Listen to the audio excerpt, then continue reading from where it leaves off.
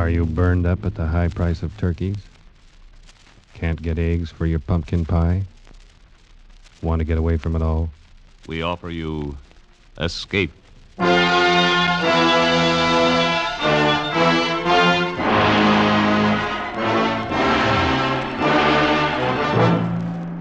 You're trapped in a remote valley of the Andes, walled in by sheer rock precipices, and surrounding you, closing in on you, is a band of blind men who want your eyes. Escape, produced and directed by William N. Robeson and carefully plotted to free you from the four walls of today for a half hour of high adventure.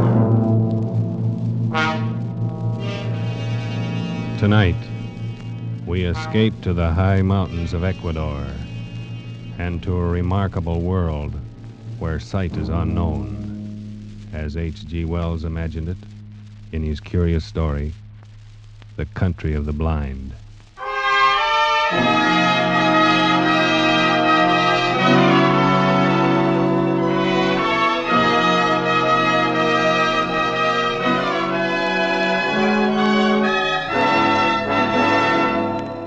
My name is Ibarra. I am a mining engineer in Quito, Ecuador, high in the towering Andes. And up until a year ago, my chief sport was mountain climbing.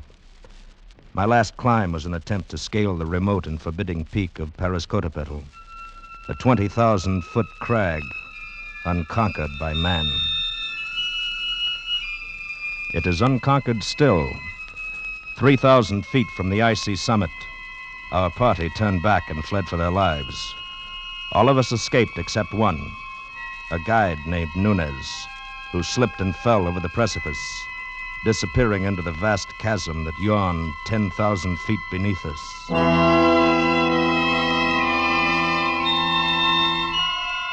The horror of that man's fall has haunted my dreams for a year. Because of it, I have forsaken mountain climbing for the rest of my life. And that decision still stands, even though today I have seen Nunez. He was sitting on the steps of my shack when I arrived at the mine this morning. At first, I didn't recognize him. He was so much changed. I thought he was a ragged beggar asking alms. Is it you, Senor Ibarra? My name is Ibarra, yes. What do you want? You do not know me, senor. I know, You look like a man I knew once, but he is... Dead? Dead on the slopes of Parascotopetl? Nunez. No, it couldn't be you. Nunez. That is my name, senor. At least that is the name I remember. But you fell. I saw you fall. Yes. It's impossible that you could have lived. Perhaps the gods of the mountain had some reason to spare me. Nunez, if we'd had any idea that you were alive, but you went down thousands of feet. We couldn't even attempt to find your body. I know. I do not blame you. You could not have reached me. And if you had, I should not have welcomed you at first. But then later... What do you mean, Nunez? Senor, you will not believe what I have to tell. I can hardly believe that I'm seeing you, talking to you. But what has happened to you? You remember that night, the night I fell? Yes. We had been toiling all day, inching our way up a steep ice wall. And as darkness came, we found a narrow ledge, barely 3 feet wide. It's not very wide, but we can get our shoulder wall up, cut off some of this wind. Hal, that'll be welcome. Yes, but first we'll rest a moment. Look at that icy devil up there glistening in the moonlight. There's another 3,000 feet of sheer ice wall to the top. Well, I can see why no one's ever made it. Think we should go on? I don't know. Nunez, what do you think? It is not my place to say, senor. I was hired to guide you to the top. I agreed. What do you really think? If I believed in the gods of the mountain, as the Indians do, I should be frightened now. Why? Because we have invaded the Forbidden Circle. This part of the Andes is unmapped and Unknown, senor. And therefore shrouded in superstition, eh? It is an easy thing to believe strange things in this white loneliness. Some of the legends are really fascinating. I've heard of one, something about a hidden valley called the Country of the Blind. Yes. It is supposed to be somewhere down there below us. A fertile valley which was settled many centuries ago, and then cut off by the great landslide of Arauca. But why the Country of the Blind? Well, even before it was isolated, the people developed a strange illness. All of them slowly went blind. After that, their children were born blind. And the legend is that the valley was the home of the mountain gods. It was too beautiful for human eyes. It's odd. Well, it's all nonsense. Yes, of course. Would be pleasant to find it, though. You know the old proverb, in the country of the blind, the one-eyed man is king? I doubt that we could ever find it. I even doubt if it exists. Of course not. I was only joking. Yes. Well, now if you're arrested, we'll make the shelter wall. Right. I'll give you a hand in a minute. Believe me, Ibarra, for 2 pesos, I'd give up this climb. I never realized Senors, how... I'm slipping! Hang on! Nunes! Nunes!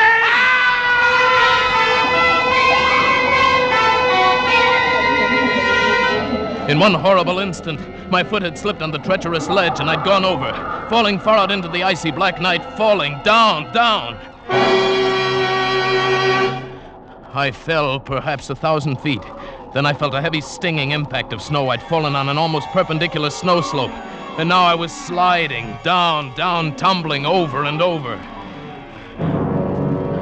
And then suddenly I realized that my own motion had almost stopped. And it was the snow that was moving. I was riding an avalanche. At almost the same moment, I went over the second precipice. It was higher than the first, much higher, perhaps 4,000 feet. I fell with the snow for what seemed minutes, every second expecting the terrible final impact. But the impact never came. Miracle of miracles, that sheer wall blended almost imperceptibly into another steep snow slope. And again I was sliding. Gradually, as the arc of the slope curved away, I felt myself slow down. And finally I rolled to a stop and lay still. When I awoke, it was morning, and I was covered with snow. I shook off the cold white blanket on my chest and rested a moment. And then I rolled over on my back and looked up.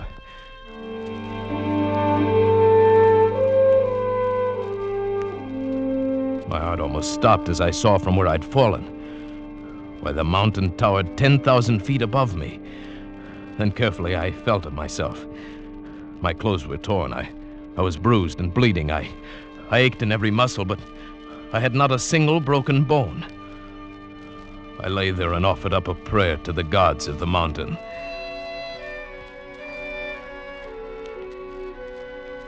Far below me lay a lush valley sparkling in the morning sunlight. I could see the stately trees and the green meadows fresh with dew. I started down the mountain, but it was still an arduous descent. The farther down I got, the more I realized the beauty of the scene.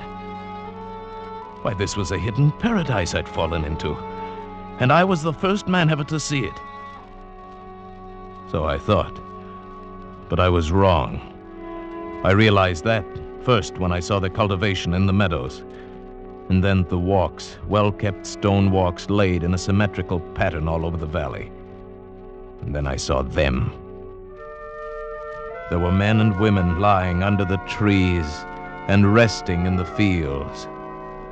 Nearby, a collection of windowless huts marked a village, and the plastering of the houses was done in a wild variety of colors. I thought to myself, the plasterer who did that must have been blind as a bat. Then I saw 2 of the men quite close to me. They were standing on a bridge over the little stream. They were dressed in odd, loose clothing, and there was a strange look about their faces. They failed to notice me as I approached until I shouted. Suddenly they looked up attentively in my direction. I waved wildly at them, but they took no notice. Why, the fools must be blind. Blind? Could it be that I have fallen into the country of the blind?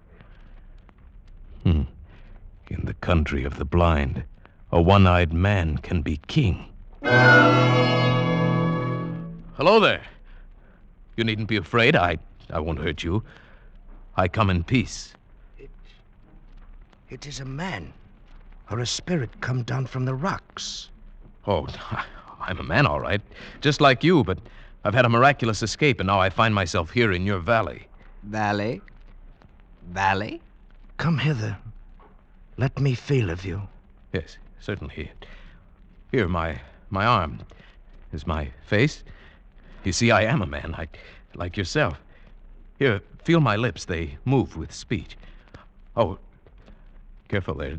Gently, those are my eyes. Eyes? Eyes? That is strange. Feel this chorea. Yes, I feel. Careful. Feel the eyelids flutter? He is but imperfectly formed. Some strange bulge there. Unseemly. No. You see, your eyes are shrunken in, but mine are whole. I can see. See? Pedro, he is a strange wild one. Where does he come from? He must have come down out of the rocks. No, from over the mountains, out of the country beyond there where men can see. From Bogota, where there are 100,000 people and a city stretches out of sight. Sight? What strange words he uses, without meaning. And feel the coarseness of his hair, like a llama's. Our fathers have told us men may be made by forces of nature. It is the warmth of things, and moisture, and rottenness. Let us lead him to the elders. But no one need lead me. I can see. See? Oh, yes, of course, I can... I didn't see your water bucket. His senses are still imperfect. He stumbles and talks unmeaning words. Lead him by the hand, Pedro. But look, Oh, well, all right. These people had been blind for centuries. They had forgotten even the words associated with seeing. And they thought I was an idiot, only half-formed. Especially when they led me into the pitch blackness of one of their windowless huts, and I stumbled over someone. 1,000 pardons, Madonna Sarota. He is a clumsy one. I'm sorry I fell down. I couldn't see in the darkness. Who is this? And what is he saying? He is but newly formed, good father. He has come down from the rocks.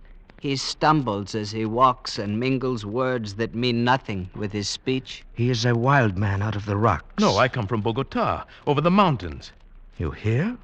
Bogota. He uses wild words. His mind is hardly formed. He has only the beginnings of speech. Bogota? Yes. I come from the great world where men have eyes and see. That must be his name, Bogota. He stumbled twice as we came thither. He must be taught. No, you don't understand. I can see, but not in the dark. To you, darkness or light is all the same, but to me, to us who can see, to us outside in the world beyond the mountains... Mountains? What are mountains? Very well, then, beyond the rocks. There is nothing beyond the rocks. That is the end of the world. Oh, but surely you must realize the sky above covers more than just this valley. Sky? Above? There is nothing above but the roof of rock. He is very raw, my children. He shall have to be taught from the beginnings. Now take him away. Feed him. It shall be done, good father. But guide him. See that he does not stumble over my daughter again. Do not fear, Father. I shall guide him myself and feed him. Very well. Come, take my hand. Thank you. It'll be a pleasure to get outside again, out of this darkness. Come this way. Yes. What is your name? Medana Sarote. Mine is Juan Nunez. Oh, sunlight. Oh, this is better. And now I may look at you. Why, you're beautiful. I cannot tell you what a wonderful thing you are to see. Please, you must be careful. Why? If you do not learn quickly, and cease speaking such strange words. They may not be so kind to you. They might be angry.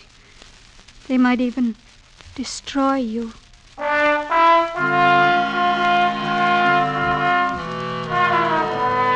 This thought had not occurred to me, and suddenly I had a twinge of fear. Still, the proverb kept running through my mind. In the country of the blind, a one-eyed man is king. But try as I would, I could not make them understand my wonderful gift of sight. They thought me stupid and untaught, almost an idiot. Day by day, I learned their peaceful ways, but they could not learn mine. It was beginning to get on my nerves. Theirs too, perhaps. Bogota? Bogota, come hither. Bogota, you move not. No, and I won't, you old beetle. I'll show you. I'll leave the path. Bogota, trample not on the grass. It is not allowed. How did you know I stepped on the grass? I heard, of course. Heard, but I didn't make a sound. Why do you not come when I call you? Can you not hear the path as you walk? I can see it. There is no such word as see. Cease this folly and follow the sound of my feet. Oh, my time will come. You will learn. There is much to learn in the world. Has no one ever told you in the country of the blind, the one-eyed man is king? Blind? What is blind? Oh, never mind. Bogota, I must warn you. Just keep quiet and learn. And stop this nonsense about seeing. Nonsense, is it? I'll show you I've taken enough of your insults. Unformed mind, got no sense yet. I'll be king here. I can see and I'll be king. Bogota, stop it. No, I'm through with your orders. I'll show you what an advantage sight can be.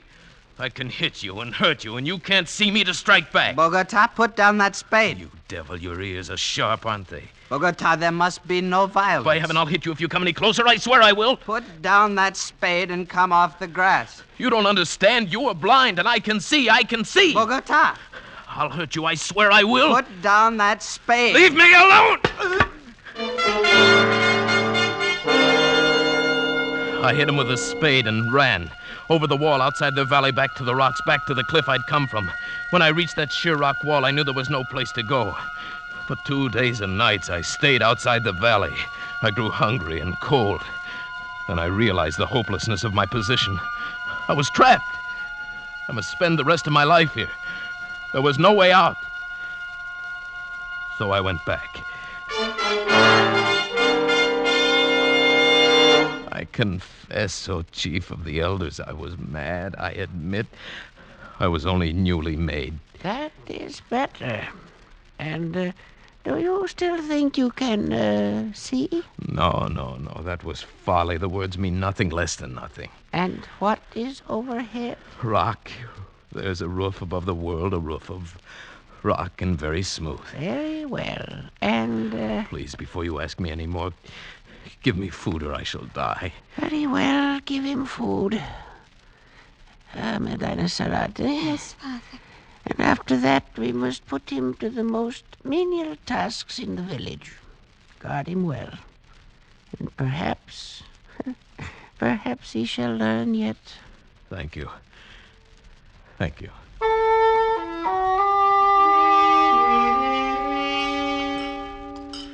Oh, that is better. You are kind, Medina Sarote. Very kind. I am glad you came back. You are?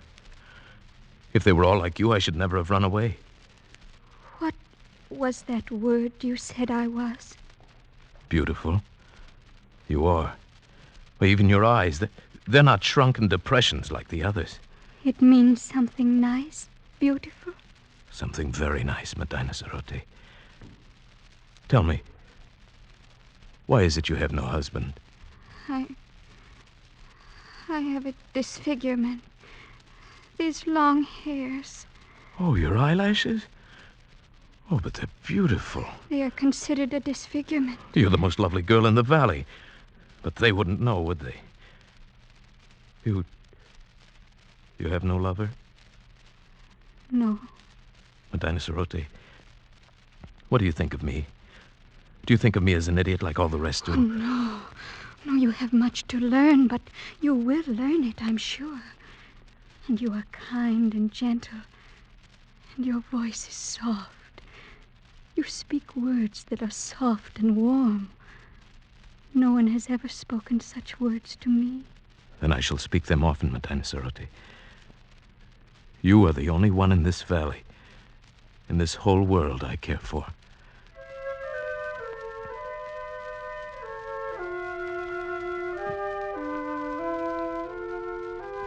And so it began. I, the village idiot, the slave boy who dreamed to be king. I, with my eyes still whole, fell in love with Medina Sarote, the daughter of the elder of the village. Only to her could I open my heart without fear. Only to her could I speak of the beauty I could see around me.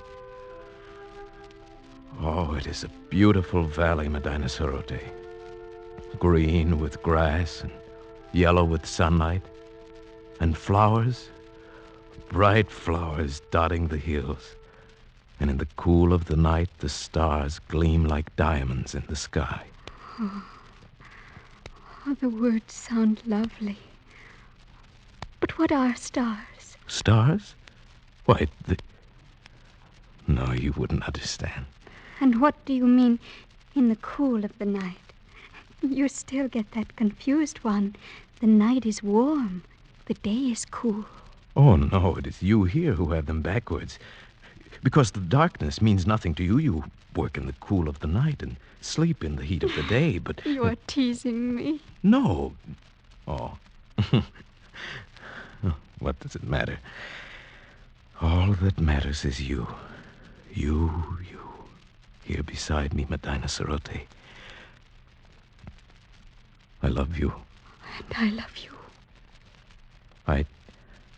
I know they still think me an idiot, but you listen to what I say, and you don't think me an idiot, do you? Oh, no. I like to hear you speak. Then, would you marry me? Yes. Yes, Juan. I will marry you.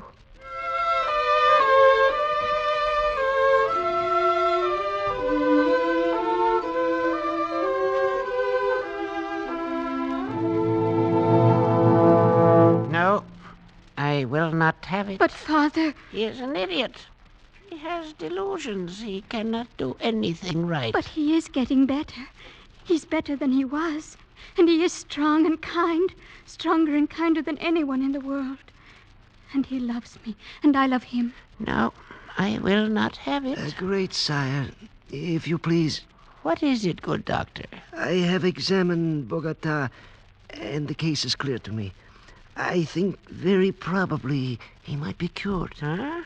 And how might that be done? His brain is affected by something. I believe I know what it is. Those queer things he calls eyes. Where we have but an agreeable depression, he has great lumps with flaps over them that move and long hairs. Consequently, his brain is in a constant state of irritation. But what can be done to cure him? A very simple surgical operation. Remove the cause of the irritation. We will merely cut out his eyes.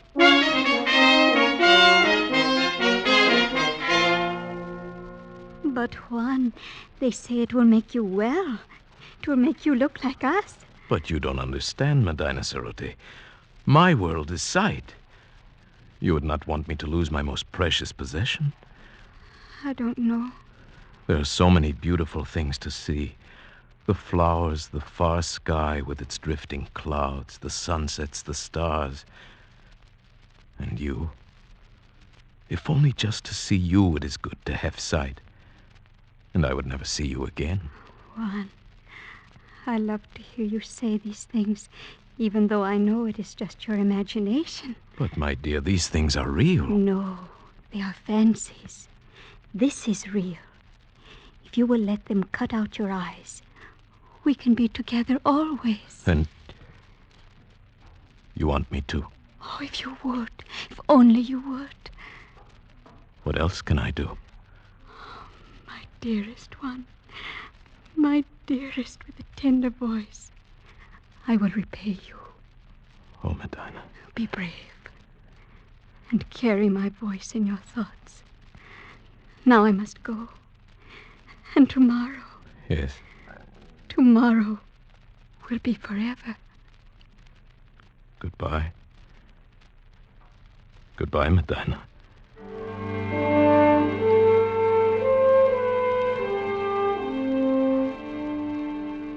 I suppose I knew it then, when I said that. I only meant to go up on the rocks and look out over the valley, to spend my last days feasting my eyes, my precious eyes, on the wonderful, beautiful world of light and color. But when I got there, it was too beautiful, too lovely, this valley, this home of the mountain gods. Beautiful and forbidden. I drank it in. The green of the fields, the blue of the gently curving stream, the orange of the lichen in the rocky crevices. I climbed higher to see the great snow-capped peaks towering above and away to the distant sky, and still higher as the shadows turned the snow to purple and crimson and deep blue. The valley now was far below and as beautiful as a painting. But like a painting, it seemed unreal. Medina Sarote was small and far away, a distant dream. And the world of sight was here, all around, overpowering, wonderful. I turned and began to climb up that sheer rock wall.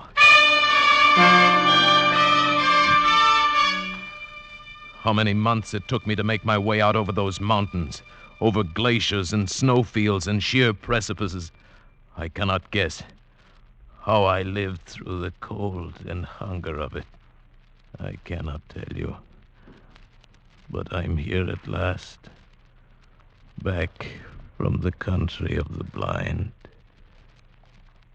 Good heavens, man. What an experience. Yes. Terrible and wonderful. But you aren't sorry you came back? Sorry? I see her face clearly now. It is the only thing I see. Nunez, come, you need food. Here, take my hand. Thank you. Where is it, Senor Ibarra? Nunez. Yes. The gods of the mountain have had their revenge. Those months of crawling over the snow and ice, with the sun glaring down. Yes. I am blind.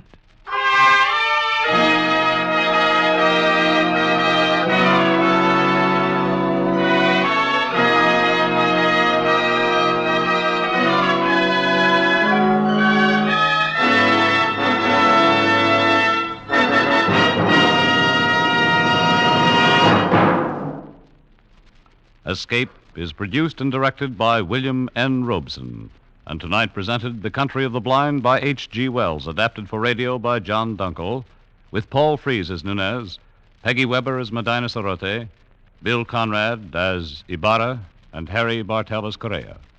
The special musical score was conceived and conducted by Cy Fewer. Next week,